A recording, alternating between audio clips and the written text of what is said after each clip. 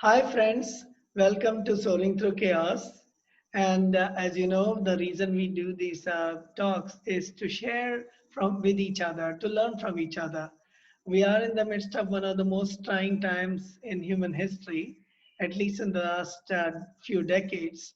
And we don't even know exactly what's going to happen in terms of life, in terms of disease, in terms of jobs, in terms of stability of all kinds, a lot of divisiveness. So I'm always talking to people, and here is Dr. Megha Agrawal, and she decided to come with a mask. So Megha, tell us about you, and why do you decided to come with a mask? Hi Shankar, I think my smile is quite contagious and you'll find out. So hence I'm wearing this mask. But anyway, I'll remove this mask right now. It helps with many types of infectious diseases. So That's yeah. true. That's true. And in fact, it's a fact that emotions are at least as contagious as some of the most dangerous viruses. So when we talk to each other, when we smile at each other, we spread joy. There are so many emotions we can read from each other. Even newborn babies can feel the emotions of their caretakers. So yeah, be Yes. very careful about which emotions we unmask. Of So tell course. us, so Megha, we met thanks to Dr. Anurag Mehra, and as I was interviewing him, you wrote some nice comments about that interview, and you're the first one that I picked up from LinkedIn saying, "Oh, she seems to be very interesting too." So let's talk to Megha. So that's how you're. Otherwise, most of them I've known for decades. So tell us about Yeah. yourself and what brings you into the field that you're in. Yeah, thanks, Shankar. First of all, I feel quite honored and privileged to be a part of your series. I've been following your series, and it's really a fresh breath of air in these trying times, in these unprecedented times where everything seems to be quite bringing you down, dragging you down. So, thank you for doing this, and thanks for having me. You're Yes, welcome. my name is Megha Agrawal. I can introduce myself and tell Yes. us a little bit about my background. I'm recently 35 years old. I recently celebrated my 35th birthday. Um, yes, I am from India, and I did my by education I am a biomedical engineer. I belong to a small town in Chhattisgarh called Raipur. I did my bachelor's in biomedical engineering, and then I went to IIT Bombay for my master's in biomedical engineering also. And then I worked for 2.5 years in Stryker Orthopedics at the same time as a design engineer, but at the same time I was interning at the Stanford India Biodesign program, and that's where I learned the process of medical device innovation, and with the faculty from Stanford, that was absolutely eye-opening, and that's where I also met Anurag Mehral. And later I applied for a scholarship to study for my PhD, and I went to University of Cambridge, and my core thesis was exploring devices for diagnostic applications using different techniques, and looking at the material characterization of many materials.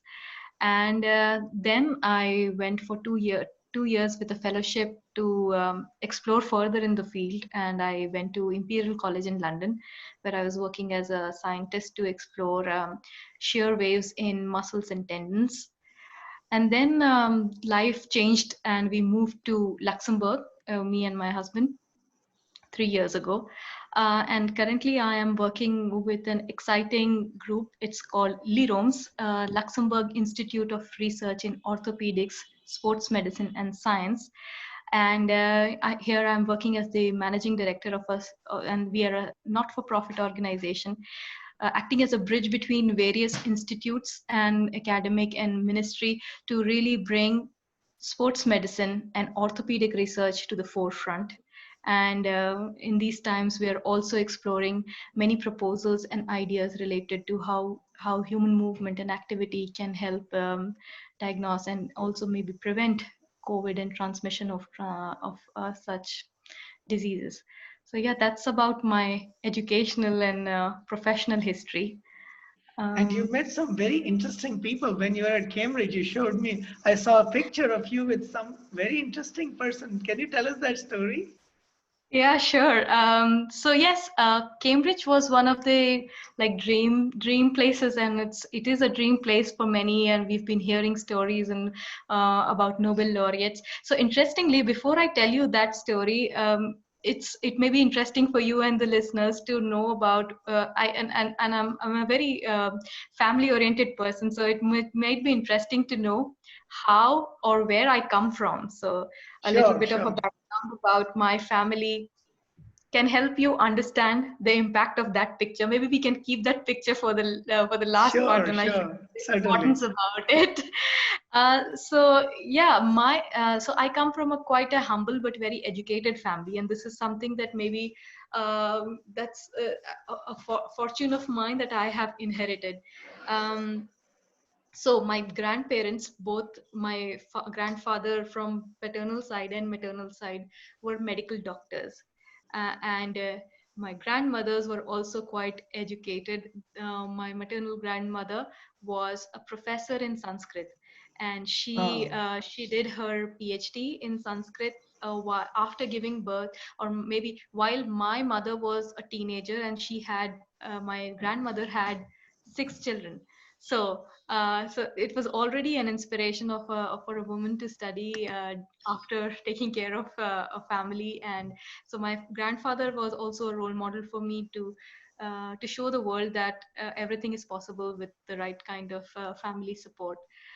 And then my father is a physicist. He is a scientist in solid state dynamics, and he studies lithium ion batteries. And my mother was a lecturer in political science. So coming from all of these academically inclined family, I think we've inherited all me and my siblings have inherited the inquisitiveness and the importance of education in one's life, and to question and be curious and to always learn and grow in life. So I'm the eldest of three siblings. My sister, who's 2 years younger to me, and my brother, who's 3 years younger to me, we all three of us happen to be engineers. So mine, I told you, I'm a biomedical, and both my brother and sister are electrical engineers. And it happened so that all three of us went to IIT Bombay for our masters or for our Very bachelor's in interesting, very technology. interesting. That's Yeah. so So rare. I know it's like family clusters sometimes. yeah, There were yeah, and we, clusters. we My we brother never planned also. it. We always, maybe we thought it how great would it be if it happened, but by the grace, by being fortunate, it was really nice to have a second home in the campus for quite some years for my parents also. So yes, three of us went to, and now my sister, she's working as a scientist also in Bay Area in Western Digital. She did her PhD in Penn State University, and my brother who is working in the aviation and aerospace sector in Honeywell, and he's right now based in Bangalore. And yes, we have a beautiful big family. And another thing that you might be interested in knowing about my background is that I come from a joint family. So we still have a big joint family with my uncle and his family and my grandmother, and we all live together. So I think there are bits and pieces of me who have clustered together or over the years and formed me who I am, and also maybe my all of my family. Wow, wow. And then you meet this interesting person at Cambridge, right? Yes. So as I told you, my father is a physicist, and we've been hearing, we discussed concepts and things about physics throughout childhood. So when I went to Cambridge, apart from all the stories of Newton and Faraday and Maxwell, I was walking those roads and working in the labs nearby. There was always also this living legend at that time who used to still go to work, teach, and has come up with, despite all odds, inspired generations. And his name is none other than Professor Stephen Hawking. there were stories of my friends and colleagues telling me, "Oh, did you see Professor Hawking? He was passing by that bridge today," and so on. And I never got a chance really to see him in person up until just a few months before my thesis got submitted. And that's the one that the incident that you are referring to. Um, should I show that picture Sure, to everyone? certainly, certainly. So that was really a defining moment for me, and like it helped, how things come together. So this is Professor Hawking. I met him at Cambridge Union, and he was coming to give a talk, and I Uh-huh. had the great honor to meet him one on one personally. And at that time, so I was he was surrounded also with his caretakers, and I really wanted to, I was so emotional. I was feeling all sorts of like life comes a circle, and I'm sure this and I was yeah, I was sure that my parents and my father would be so proud and so very looking forward to this day. So I told Professor Hawking, I told him about me, and I told him about the Indian tradition that if for the elders and revered in Indian culture, we take the blessings by touching their feet. And I Yeah. explained to him, and then he signaled to his uh, members of the caretaking committee to let me touch his feet. And that moment, Wow. like we talk about these different energies coming together, that aura around a person. Of course, we are talking about this incident and about this moment in COVID times, where as some comedy, like Trevor Noah puts it, today even handshaking is an extreme sport. And That's true. and That's I'm true. happy that I met him. So this is one picture that this is the picture that I posted after his sad demise a few years ago, and I couldn't believe that he is no more with us. But I felt that he is here to inspire generations, and not only through his scientific work, but also his grit and determination, which will always be an integral part of me. So that's So, the story. well, since we are already talking about your Instagram, can you show us other such seminal events in your life? Maybe you can show us a few more pictures. Sure. So I was telling you about my family, and Yeah. here's maybe I'll show you this. This is my sister, and so this is my mother. I don't know if you see my pointer, but this is on the extreme left is my Yeah, go a sister, little and slow because, that's yeah. Is yeah, that your that's my mother on the sister. left? Wow. Okay. No, the mother is just beside me, Okay. and on the left with the baby is my sister and her daughter, and on the Yeah. extreme right is my sister-in-law, and we were celebrating my niece's birthday in India that time. It's like 1 year old, And huh? it's she was 9 months old that time. Oh, Yeah. okay. And then I can show you another important person in my life. It's Surmai, that's my daughter. She is about to be 2 years old this Friday, Wow. and Wow. she has been really also a part of my professional journey sometimes, because I take her to events, and if so this was a particular event here in Luxembourg where I was also invited to speak for speaking contest, and here you see her in my arms. On that evening, my husband was working abroad, so I had nowhere to keep her, so I just took her along with me. And here you see her sitting quietly listening to me speak on stage, and she is with the host of the evening. Wow. Wow. That's amazing that the host decided to Yeah. babysit your daughter for a few minutes or a few hours for a while. Yeah. Yeah. It was really very caring of her. She herself has three children, so I knew she Wow. would be in good company. But yes, this is something that I feel is such an important part.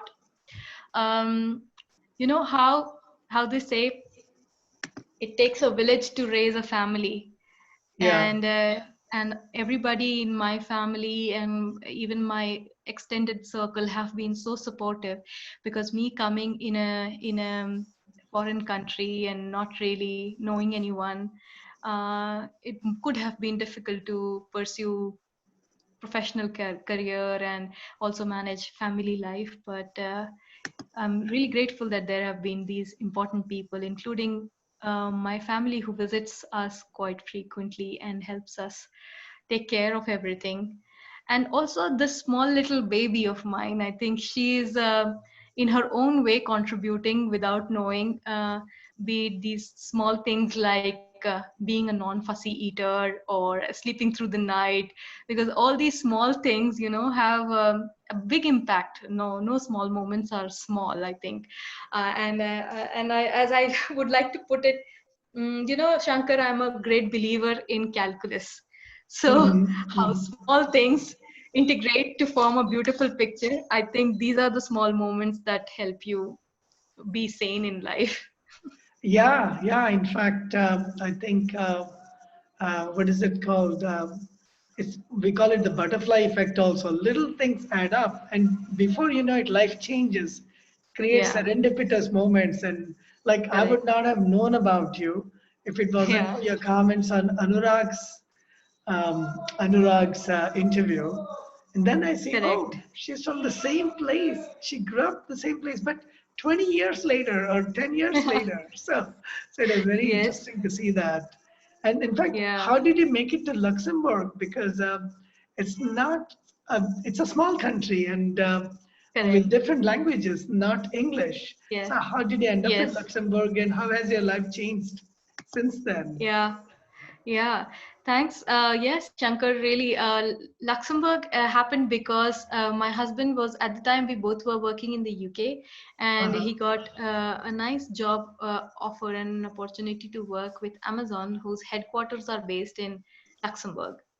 So at the time, uh, yeah, I was also exploring options for the future. So I followed him into Luxembourg, and it's a really, so the picture behind is from the city view, top view of Luxembourg. Uh, Uh-huh. the city is really based into two parts, upper and lower, and it's a really beautiful city, a small country, but very welcoming. Yeah, at least 50% of the population is an expat population, so you can imagine it's a melting pot of many cultures, languages, nationalities, and there's always something to learn from each other. And they people are so open and receptive that I I think I would have made a very bad decision if I decided not to follow him here. So I'm pretty happy that that life has given me this opportunity, and I'm a great believer in destiny and destination. How everything is meant to be for a reason. So uh, I'll find out how it will shape my life. But already, what I see is I'm learning so much every day. As you mentioned, Luxembourg has Luxembourg has three official languages. One is French, second is German, and third is Luxembourgish. And but because people are so multicultural, almost everybody speaks English as well. So this might be the one of the unique countries in Europe where you can also survive with English. But I wanted to explore, and I explore more and discover more friends and the culture. So I have been learning French for a while now, and I can take it to the advanced level soon enough. And will use it for professional reasons, which I couldn't have imagined. So apart from Hindi and English, I did not learn any other language before coming here, and it really opened up my mind to different possibilities and different ways of thinking, and different types I and it paved the way to connect to different types of people in my life. And I remember, Um, Hello in 75 languages you mentioned to me, don't you? That's my hobby. That's my hobby to be able to greet people. And San Francisco Bay Area is a big melting pot. Yeah. I remember when I was the president of the Parent Teacher Association at my children's elementary school. Mm. We used to celebrate Christmas, of course, and we used to celebrate like Oktoberfest, but there were Mm. very few Germans in our school. So I Yeah. suggested, could we expand the definition of Oktoberfest to have an international day, international fest? So we started Yeah. with one day. Next year it was 2 days. Next year it was like 3 days. But what was interesting was we found out that more than 40 countries were represented in this tiny little school, elementary school, Eton Elementary. And so we Mm. actually created these little passports for the kids. And they Oh. had to get a stamp from each country they visited. Oh, So, for wow. example, you would visit China and you would learn, how to make art with rice pearls, or like rice painting, Mm. or you'd visit Japan and learn karate. Little things, but music from places. Turkish, you'd have people doing Sufi dancing. In India, of course, some people doing Bharatnatyam or Kathak, or talking about like the origin of the number zero, all kinds of little things. That's when I said, if I have to communicate with people from so many countries, I should at least be able to say hello. So that became a hobby, and yeah, rest is history. Yeah. So tell Yeah. me, how So did maybe you? today I can teach you how to say hello in Luxembourgish. Do Yes, you know how please, to say please. hello? How do you say that? So it's called moyen. Moyen, Moyen. Moyen. Yes. So Uh-huh. Moien. Moyen. Moyen. That's so distinctly different from other languages. It would be bonjour Yes. in French, or Yeah. Dankeschön, sorry, Hello. Yeah. Guten Morgen, Hello. Guten Nacht in this thing, or Willkommen in some other language. Yeah. Italiano would be ciao, or Yes. multi grazie, so thank you. Yeah. Espanol would be again, if you don't want to say anything, you'll just say good morning, which should be, oh God, I was there for 3 months, I should know. Buenos Buenos dias. días, buenos días, buenas Yes. tardes, buenas Yes. noches. Yeah, and I learned Espanol because I was stuck, or rather, I couldn't leave Mexico. So in 3 months, I picked up 5,000 words. That's my hobby, Yeah. Wow. learning That's great. languages. And tell Yeah, me that's more, you've amazing. been doing all kinds of other things too. Why did you name your daughter Surmai? Um, my husband is a avid musician. He composes and he plays the guitar, and he has a eclectic musical taste, and he almost plays every day. And I've learned some years of Hindustani classical music, and we wanted to name our firstborn something musical. So we chose the name Surmai, which means musical. And how things relate, we already see that she can sing and she can actually put uh, rhythm to most of the things. So I think she was when she was 1 year old, she was already singing the happy birthday and different songs from her nursery rhymes. So I think Wow. maybe she'll live up to her name. Let's see. And do you sing her songs, like different songs as lullabies? I do sing some songs, but my husband plays more, and we need to cultivate different musical sense into her. So he's more into teaching her already. Now she has a little guitar for herself, and both of them keep strumming and trying to figure out. She has a little guitar for herself at the age of Yeah, 2. She's just barely. recently we I think it's a toy one, but still has strings and stuff that can produce some sort of strumming effect. So they're exploring that together. Wow, baby guitars. I should see that now. That's amazing. Baby Yeah. guitars. So, would you like to sing for us? Maybe any tune that you like? Since I know you sing and you sung on stage, right? I did, yeah, but it has been some time now. Um, these days we are singing this song also with my husband playing it on the guitar. And I think it has a great significance to our days right now in COVID times where, everything is so very difficult to absorb and difficult to comprehend, and uncertainties about the future, and there are so many very worries and things that will drag you down. So maybe I'll keep the song for a little bit later, but this is Sure. very important for me to recognize and to think about what really this pandemic and COVID has taught us. Yes. um, so so when we were starting with the pandemic, it was so many uncertainties, so many things which were completely scary.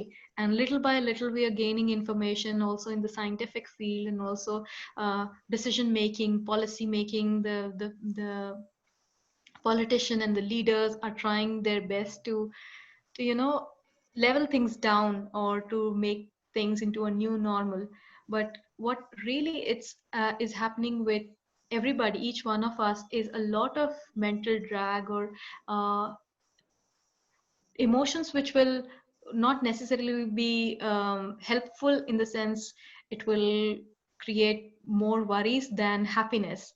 So platforms like yours, creating happy stories and things, really bring people together. So this is the time where, more than ever in human history, we have to trust each other, because my food habits determine the future of your family's health. My health depends on how my children's schoolmates parents are behaving. So more than ever, this is the time to instill trust into each other as a community. And uh, and and in some way or the other, I try my best um, to inspire trust in a way. I love people. I love uh, knowing stories, or really what defines the person. So I try to spend time understanding their worries and understanding their uh, uh, things that will really make them unhappy in life, and lend an empathetic and listening ear. So sometimes I'm also, the other part which is very dear to me is education. So some of my and in my free time, what I try is help with the studies or education of children, especially for higher mathematics and higher physics, because most of the students in this age group are left stranded, or feel like we don't know where to go at this time.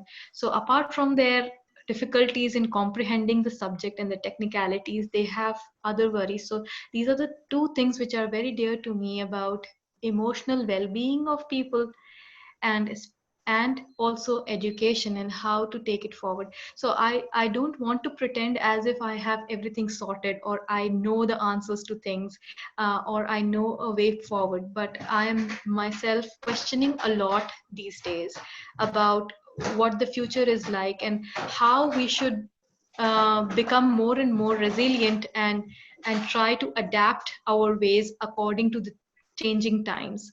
So one thing that is dear to me is to help in upbringing the education, also in the developing countries where things could go online, things could happen, many types of educational content can be shared and learned. But how effective is it? How personal is it? How detailed and attention grabbing is it? And then this other factor of people with limited or no internet resources. How are we going to help those children uh, be educated and being prepared for the world? So I don't have a very clear plan to help these people, but maybe we as a community can think about those specific challenges and help those children. So right now the only thing that I am contributing to is combining these two in my free time to help students overcome their technical difficulties with the subjects, like calculus and higher physics and so on, but also helping them overcome their fears and anxieties a little by talking to them and understanding their situation.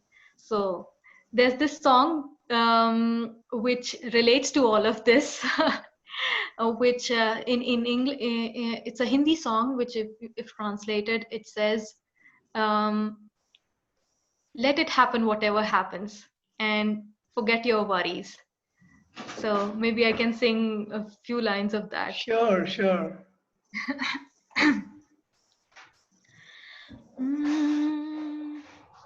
उड़े खुले आसमां में ख्वाबों के परिंदे, उड़े दिल के जहां में ख्वाबों के परिंदे, ओहो क्या पता जाएंगे कहाँ, खुले हैं जो पल खुली ये नजर, लगता है अब है जागे हम, फिक्रे जो थी पीछे रह गई, निकले उनसे आगे हम, हवा में बह रही है जिंदगी, ये हमसे कह रही है जिंदगी, ओहो हो अब तो जो भी हो सो हो, उड़े. Wow, wow, that was amazing.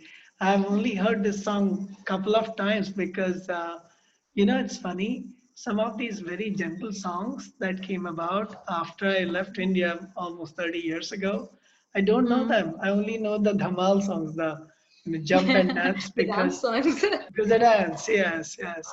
But the gentle songs have a lot more poetry and a lot of, it's like sometimes more meaning. And I remind people that it's not only jumping dances, we need the gentle, feeling into the situation. Yeah, Yeah. So I'm glad right. that you sang a very gentle song that represents something very deep and meaningful to you during these Yeah. times. So the world is literally changing every day. Um, and I guess even in sports medicine, I don't know what are the changes in your work, but Mm. have you seen changes and how have you adapted to them? You already Mm. gave us a glimpse of some of those things, but like Mm. Liroms itself, or like what your Mm-hmm. husband does, has it changed? Do you see people around you worried? And if so, how are they adapting to the new reality? Mm. Yeah, that's a very pertinent question because things have been so dynamic for all of us. What was the reality maybe a few months ago, and every week it was changing. So yes, we changed in the way that we were working from home quite a few months, and we were wondering what the new normal would be like. And now, thanks to, actually, I have to really commend the country that I live in right now, Luxembourg. It has two unique things about itself, which has, I think, it's leading in its mission to fight the pandemic. The one thing is, Luxembourg enjoys one of the highest GDPs in the world, and the second is it has a small population, 615,000 residents. So the government has taken this decision to test all citizens. So right now we are talking about at least 75 to 80% of all the citizens being tested here, and not only once, quite frequently. And that gives a confidence to the population that um, that if we still behave prudently and fight with all the barrier gestures and sanitizing and keeping germs away, we can still in a very controlled manner continue to have a normal life. So since maybe July onwards, all these testing have been starting to take place, and quite a lot of confidence has been generated. So now the current rule here in Luxembourg is So earlier it used to be 20 people gathering together. Now it's about 10, and at least our bubbles and so on are being taken care of. So it's slowly getting there, but it's really being in this field. Uh, I feel that it's still a long way to go to really think about everything being open up as usual. So it's interesting that you ask this, because in Liroms, and also with our collaborators in here in Luxembourg, Institute of Health and the University of Luxembourg, we are proposing a few solutions and writing research proposals to, you know, think about how we can overcome, or at least so there are different aspects to our proposals. One is how can we help limit the spread of the virus by contact tracing, and finding out how one person is interacting with how many. So ultimately the bigger picture is how do we help decision makers and policy makers, people in the government, to decide what type of steps should we take in which stage of the pandemic unfolding. Should it be limited to how many people's gathering, and should we open up the economy, how should we open up the offices and the schools and so on. So we are trying to solve a part of the puzzle through our work.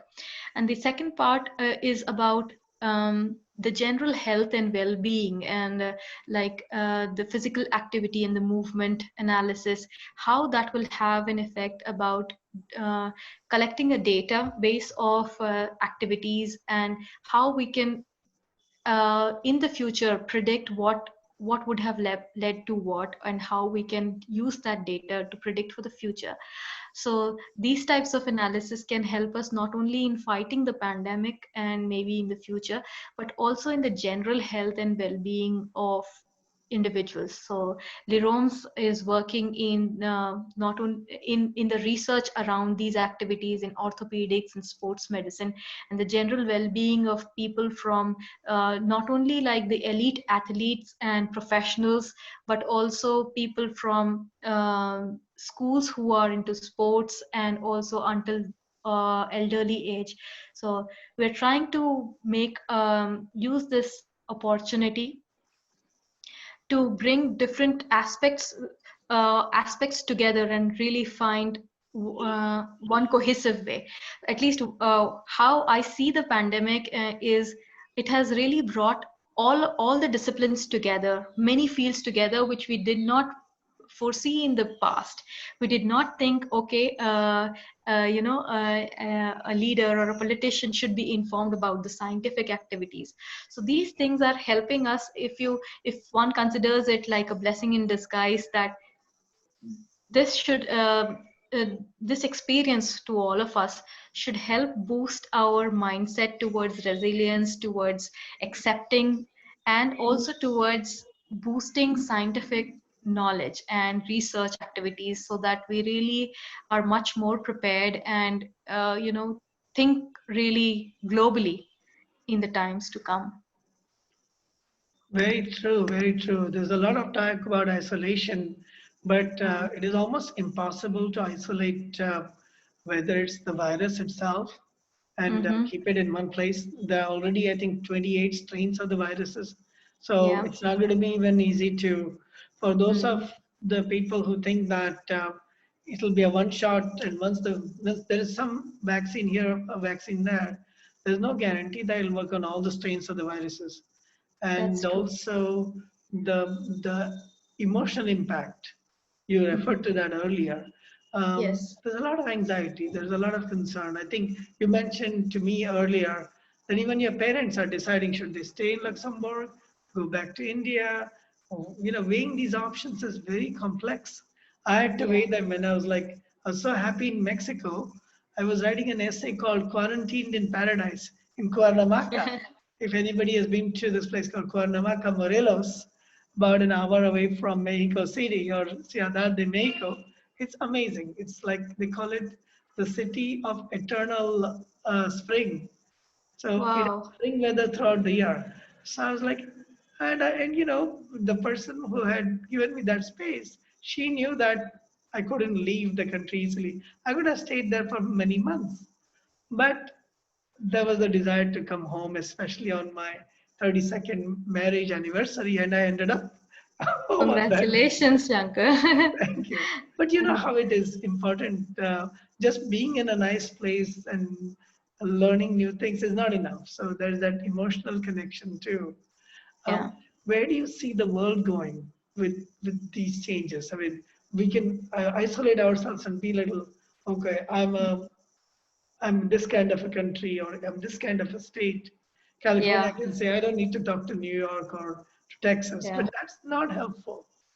Or Yes. Luxembourg can say, we are happy, we have Uh, good money, we yeah, don't need to worry about our neighbors. yeah, That just doesn't work that way anymore, isn't it? yeah. I completely agree, Shankar, because this is the most important question, I would say. Because if you think about it really on the practical grounds, it's a paradox. You need to isolate yourself, you need to socially distance yourself, but at the same time, this is the time that we have to think global and we have to think like what we say in Indian culture, Vasudev Kutumbakam, that the world is a family.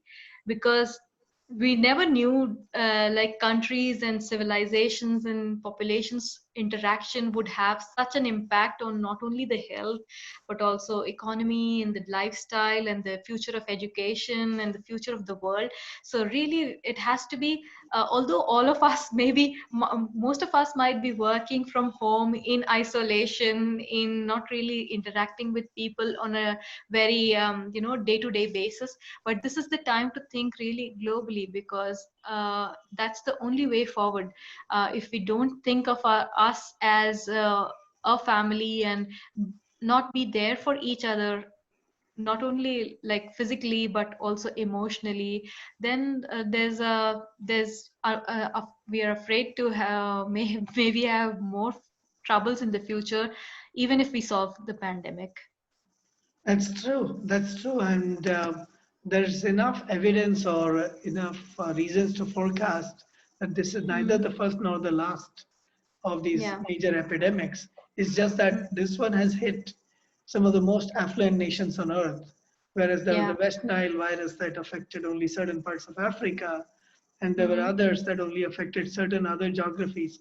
We still have malaria in India. We still have some pockets where there are specific diseases. We've got chikungunya and dengue in India and in some other countries, and they affect millions. So, yeah, I totally agree that there has to be a concerted effort. So, Yeah. what else have we not talked about? We talked about music. We talked about your interest in serendipity. Yeah. So, of all the diseases, people were afraid of nuclear war. People were afraid of overpopulation. People were afraid of the environment, and suddenly comes a little virus and trips the whole world. What kind of synchronicity or serendipity do you see in that? To me, it's still a puzzle. Not a single astrologer predicted that there would be a virus that would shake the world, isn't it? Yeah. Nowadays I'm seeing some people who say claim to say that they had predicted it, but really what it means to me is no problem is small, no job is small. There's no reason to believe something small can be insignificant. So that also philosophically it relates to my limited thinking. I relate it to um, in my day-to-day life, the way that I'm spending my day or my minutes or moments, even if it seems insignificant, everything has an impact. And everything, so that relates back to my also my value system and how my father always says uh, everything happens for a reason, and there's a great role of destiny, which I talked about in the beginning also. But I'm also, like you said, also a great believer in serendipity, where I want to do my best to make sure that serendipity happens and the universe conspires to make things happen in a positive way. So relating back, we can think about the virus being a small thing but having a huge impact, at least all of us can take back this lesson learned from the current experience and the current times that we are living in. Yeah, yeah. And I'm so glad two strangers met through LinkedIn and talking about common friends. And I'm glad that we Yes. talked. And there's so Yeah. much to learn for each other. And interestingly, I started learning music only a few months, a couple of years ago when my mother was passing. And I Oh, I'm met so this young sorry. man, 93-year-old young man. I say young because he had so much energy. And he was wearing a marathon T-shirt from Ahmedabad. Like, what is this guy with a stick doing with a marathon T-shirt? He actually walked a marathon, I think, Narendra Wow. Padukone. And Wow. then he took it as a project when he heard about the fact that my mother was passing. He said, "You need to stabilize your mind, and I'm going to teach you music." So he sat with me every day for 60 days and Wow. for about an hour, making sure that I appreciate the subtleties of music and calm my mind. And that is a Yeah. blessing. That is a blessing from an elder. So Yeah. yeah, there's so much that happens, and as you said, it's serendipity. I never expected that I would meet a famous Padukone's grand uncle, Yeah. and he would teach me how to learn the basics of Indian classical music and how it relates to Western music, the mathematics That's of it, and everything. Yeah. Yeah, I really enjoy doing that as well. Like how different you can join different dots from different like unimaginable disciplines. And also COVID has taught us that, because we never thought this thing could relate to that thing. So really putting these things together and finding this pattern in the chaos, like you say, is where or how magic starts, I think. This is really very powerful. Yeah, yeah, yeah. I mean, I've always believed that we grow incrementally when things are comfortable. There's no need to grow, right? Okay, fine. I'll read another chapter. I'll read another novel, or maybe another YouTube video, or take another class. But when necessity compels us, and Mm, we are completely out of our comfort zone, we have no choice but to learn. Whether it's that's finding true. another job or another way of living, or deciding what to do with parents who are aging, or in my case, I have friends who tested positive, parents, family tested positive, and Mm-hmm. just so one friend who has been suffering a lot, Mm. he lost dance. I said, every day, 10 minutes, we can dance on Zoom because, and by the way, the good news is today his father came back home after being Oh, in very nice. ICU for 10 Wow. days. So Mm, yeah, this is reality to be able to face all yeah. this and how much we grow Yeah. through this. Yes. And everybody has experiences these days. I mean, in the beginning, around March or so, I was thinking, so this seems like it is happening to other people.